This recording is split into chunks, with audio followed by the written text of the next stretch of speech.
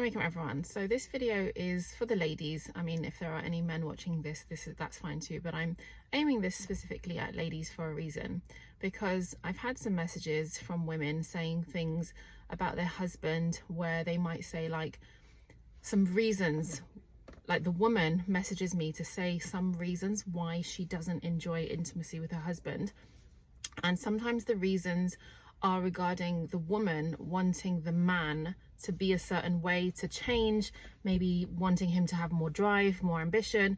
Maybe there are some kind of minor relationship issues, and so the woman will say like, you know, my husband is this way, and so whenever he wants to be intimate with me, I don't really want him to be intimate. And so the woman kind of wants him to change in order for her to desire intimacy more. And while that might have some kind of basis, what I'm here to say is, ladies, you don't have to, like, if your husband in general is a good man and he fulfills his duties to the best of his ability, if he's a good man, you don't need to wait for him to change in order for you to enjoy intimacy more.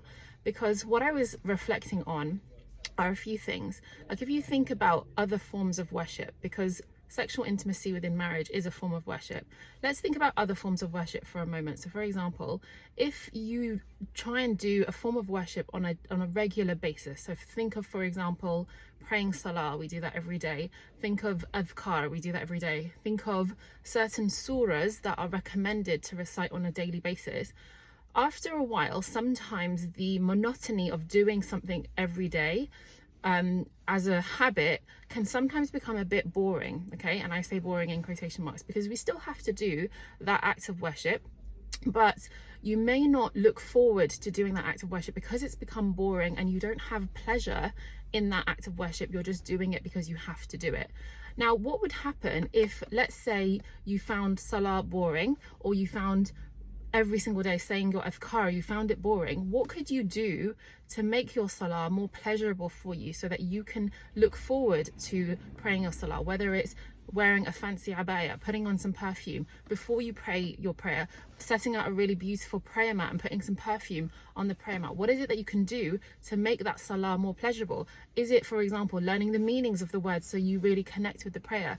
The same with adhkar. A lot of people might have like the book that they read their adhkar from, but why not try something a little bit different, such as downloading an app where you can have the adhkar play for you and you can just recite along, or have on YouTube, there are some beautiful adhkar compilations with some really beautiful scenery in the video itself, and you can like recite along to make the experience of doing the monotonous kind of repetitive forms of worship, make it more pleasurable for you. And so that applies to sexual intimacy within marriage, because I really believe that pleasurable sexual intimacy for you as a woman is so important, and that's why I have a whole course on this.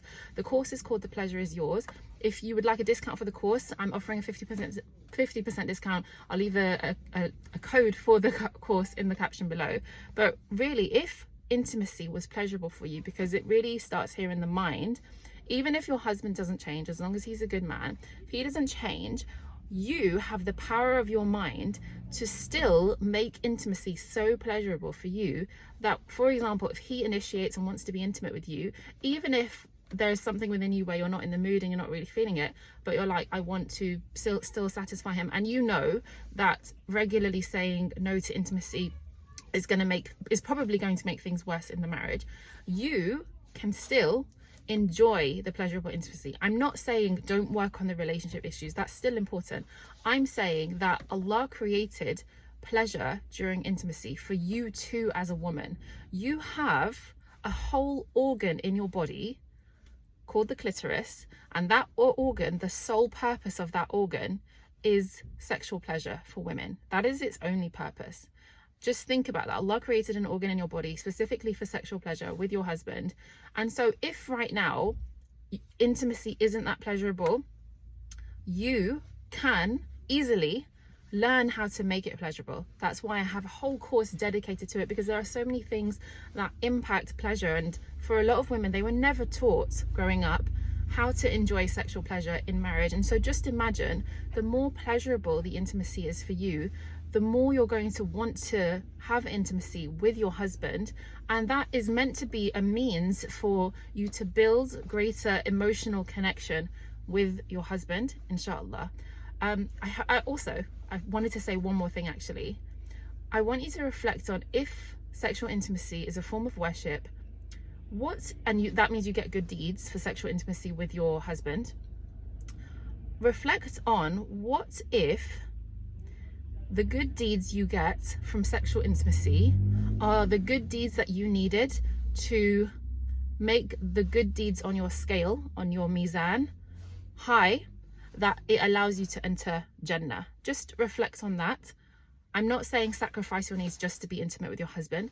I'm saying focus on allowing it to be pleasurable for you, so that you're like, even if I'm not in the mood, I know that I have the tools and the skills to make the intimacy pleasurable, that once I start the intimacy with my husband, I'm going to really enjoy it and I'm going to find pleasure in it. I hope that this video was helpful, inshallah. Take care. Assalamu alaikum.